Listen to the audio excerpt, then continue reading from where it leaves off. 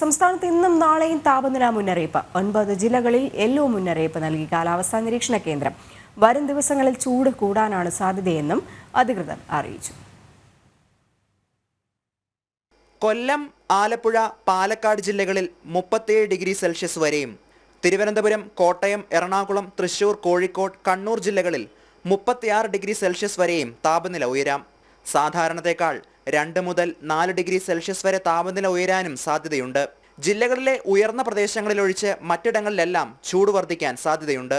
കുട്ടികളും വയോധികരും വിട്ടുമാറാത്ത ആരോഗ്യ പ്രശ്നങ്ങളുള്ളവരും കൂടുതൽ സൂക്ഷിക്കണമെന്നാണ് ആരോഗ്യവകുപ്പും മുന്നറിയിപ്പ് നൽകുന്നത്. കൂടുതൽ നേരം കടുത്ത വെയിലിൽ ശാരീരിക അധ്വാനം വേണ്ടിവരുന്ന ജോലികളിൽ ഏർപ്പെടുന്നവർ നിശ്ചിത സമയങ്ങളിൽ ഇടവേളകൾ എടുക്കുകയും കൂടുതൽ വെള്ളം കുടിക്കുകയും വേണം.